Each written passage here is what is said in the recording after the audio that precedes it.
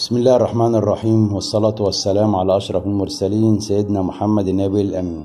النهاردة هنعمل محتوى أو هنعمل فيديو عن العملات العراقية الفضية.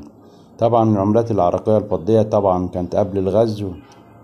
هذه العملات كلها كانت قبل الغزو بتاع العراق سنة 90، والعملات دي كلها سنة 81 و75 أو في السبعينات والثمانينات. طبعا هنا معانا الجمهورية العراقية زي ما حضراتكم شايفين 5 فلوس. طبعا العملة دي كانت هنوديكم برضو تاريخها دلوقتي طبعا، بس نقول لكم على الفئة. طبعا هنا العملة اللي بعديها اللي هي 50 فلس، والعملة اللي بعديها اللي هي 250 فلس اللي هو الربع دينار كويتي. الجمهورية العراقية كله مكتوب الجمهورية العراقية.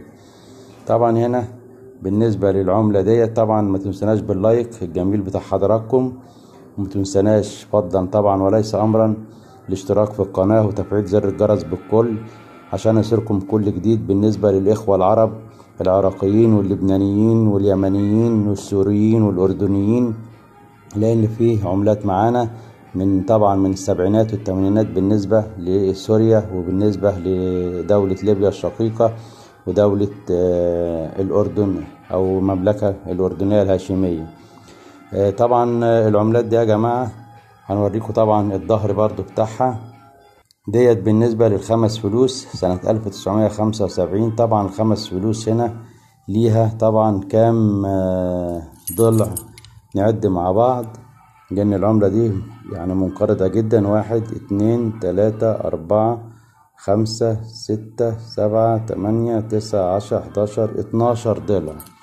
العملة دي ليها 12 ضلع، ولا هي ثمانية ولا سداسية ولا رباعية.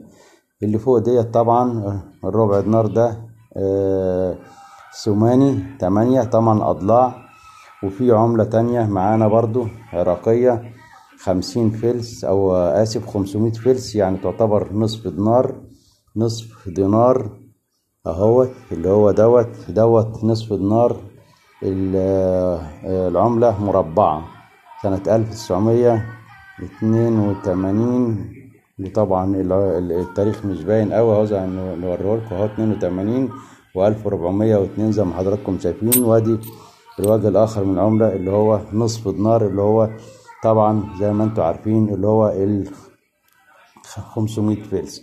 طبعا العملات دي يا جماعة طبعا ما عادش موجودة بجمهورية العراق الشقيق بعد طبعا الأحداث الأخيرة اللي حصلت بالنسبة للدولة العراقية، وطبعا انهيار الدينار وانهيار الاقتصاد العراقي عشان غزو العراق لدولة الكويت طبعا. وطبعا الحمد لله رجعوا تاني مع بعض أشقاء، ولا يوجد بينهم أي خلافات بإذن الله. ونتمنى من دولة العراق القيام بالدولة والنهوض بها مرة أخرى لكي تستعيد العملة مكانتها زي الأول. طبعا معانا هنا برضو بعد كده نعمل لكم فيديوهات بعد الفيديو ده الدينار العراقي على طول. فضلا وليس أمرا الاشتراك بالقناة ومشكورين، وتفعيل زر الجرس بالكل عشان يصلكم كل جديد. والسلام عليكم ورحمة الله وبركاته.